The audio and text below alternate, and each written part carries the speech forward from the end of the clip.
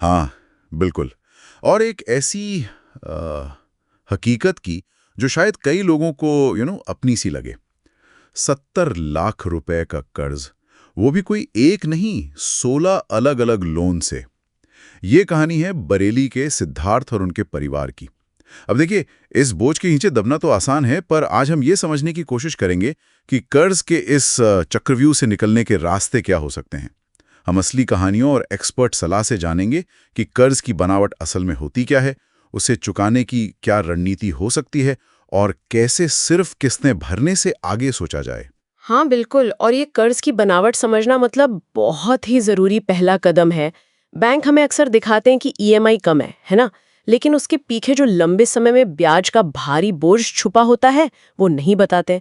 जैसे मान लीजिए एक 30 साल का होम लोन है, उस पर आप मूलधन से कई ज्यादा शायद 3 गुना तक ब्याज भर सकते हैं, जबकि 10 या 15 साल के लोन में ये काफी कम होता है। अच्छा। और ये भी जानना बहुत अहम है कि शुरू के सालों में जो आप ईएमआई भरते हैं ना, उसका बड़ा हिस्सा सिर्फ ब्याज होता है। हाँ। असल मूलधन वो तो बहुत धीरे धीरे कम होता है। तो सिद्धार्थ की कहानी पर वापस आते हैं।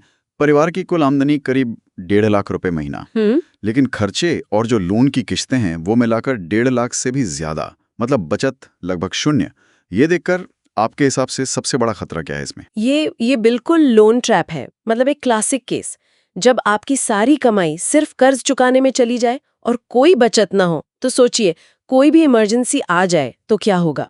वो आपको और गहरे कर्ज में धकेल सकती है। वो तेलुगु स्रोत वाला उदाहरण याद है? हाँ हाँ, बताइए। 30 लाख का होम लोन 20 साल के लिए, 10 साल ईएमआई भरी, मतलब आधी अवधि निकल गई।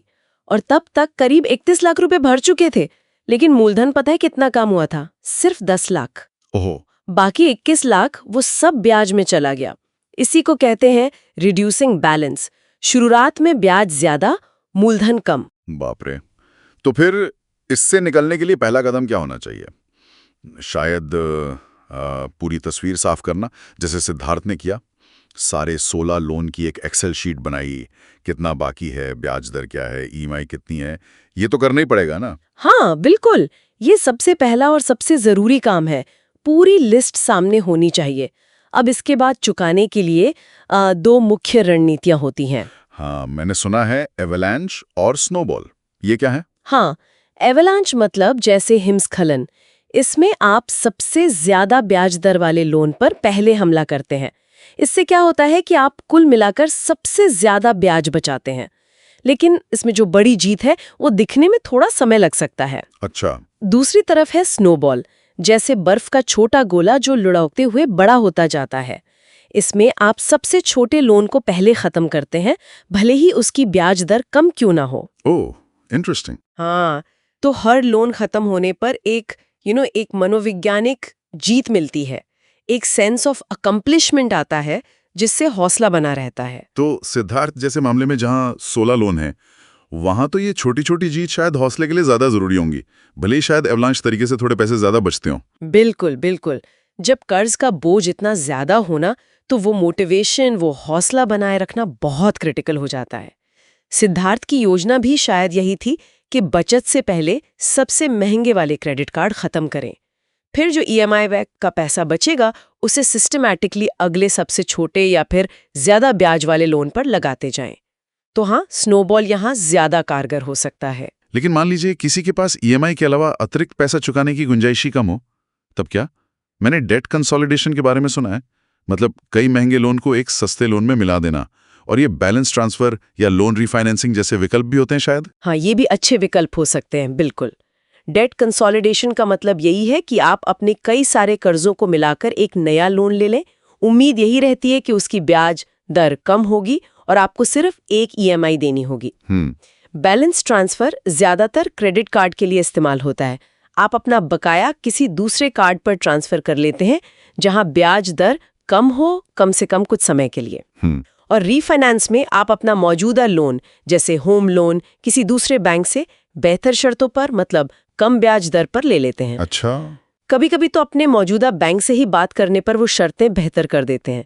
तो हाँ, ये तरीके आपकी मंथली किस्त कम कर सकते हैं या ब्याज बचा सकते हैं। ठीक है, ये तो हुए अब कर्ज चुकाने को बेहतर बनाने के तरीके। लेकिन एक बिल्कुल अलग नजरिया भी था हमारे स्रोतों में। कि शायद हमेशा जल्दी कर्ज चुकाना, खासकर होम लोन जैसे कम ब्याज वाले लंबे कर्ज, शायद वो सही रणनीति ना भी हो। हाँ, ये एक दिलचस्प और सोचने वाला विचार है। काउंटर इंट्यूटिव लगता है थोड़ा, पर लॉजिक है। तर्क ये है कि अगर आपका होम लोन मान लीजिए 8-9% ब्याज पर है और आप वो पैसा जो प्रीपेमेंट में डालने वाले थे उसे कहीं और निवेश करके लंबी अवधि में इससे ज्यादा रिटर्न कमा सकते हैं, मान लीजिए 10-12% या उससे भी ज्यादा, तो शायद निवेश करना ज्यादा फायदेमंद हो सकता है। मतलब लोन चलता रहे और पैसा इन्वेस्ट होता रहे। हाँ, जैसे एक सुझाव था कि लोन अमाउंट का 0.1% हर महीने SIP करें। बेशक इसमें बाजार का जोखिम तो है ही, कोई गारंटी नहीं है, लेकिन ये एक सोचने का तरीका है। सवाल ये है कि क्या आप कर्ज मुक्त होकर कम संपत्ति के साथ ठीक है, या कर्ज के साथ चलकर ज्यादा संपत्ति बनाने का कैलकुलेटेड रिस्क लेना चाहते हैं। और इसका एक फायदा ये भी है कि आपके पास लिक्विडिटी यानी जरूरत के लिए पैसा बना रहता है। ये तो बिल्कुल अलग सोच है। और ये सब करने के लिए मानसिकता बदलना भी कितना जरूरी है। अंकुर वारिको ने अपनी कहानी बताई थी, परिवार का 40 लाख का कर्ज चुकाने में 12 साल लगे। कितना धैर्य रखना पड़ता है, शॉर्टकट से बचना होता है, और सिद्धार्थ का भी हौसला मानना पड़ेगा ये जिम्मेदारी लेने का। बिल्कुल, धैर्य तो कुंजी है, और इसके साथ कुछ बहुत प्रैक्टिकल कदम भी उठाने पड़ते हैं। एक तरह का वित्तीय ऑडिट करना कि भाई पैसा जा कहाँ रहा है, कहाँ लीकेज है, कहाँ बेवजह खर्च हो रहा है। हाँ, वो मनी लीक पहचानना। हाँ, उसे पहचाने और बंद करने। हो सकता है कुछ समय के लिए लाइफस्टाइल में थोड़ी कटौती करनी पड़े। क्या इनकम बढ़ाने के कुछ और तरीके हो सकते हैं, पार्ट टाइम कोच, फ्रीलांसिंग। और अगर बोनस जैसा कोई पैसा अचानक आ जाए, जिसे विंडफॉल कहते हैं, तो उसका बहुत समझदारी से इस्तेमाल करना है। उसका क्या रूल है? एक अंगूठे का नियम है, कम से कम 50% और हो सके तो 70% तक ऐसे पैसे का सीधा कर्ज चुकाने में लगा दें। बाकी आप भविष्य के लिए बचा सकते हैं या निवेश कर सकते हैं। और सबसे जरूरी, परिवार से खुलकर बात करें। सबको साथ लेकर चलना होगा ताकि पुरानी गलतियां ना दोहराई जाएं। तो कुल मिला के सार ये है कि पहले तो कर्ज की असलियत समझें, उसकी बनावट को जानें, फिर एक पूरी लिस्ट बना के प्लान बनाएं, स्नोबॉल या एवलांच जो भी सूट करे, कंसोलिडेशन या रीफाइनेंस जैसे स्मार्ट तरीकों पर भी गौर करें।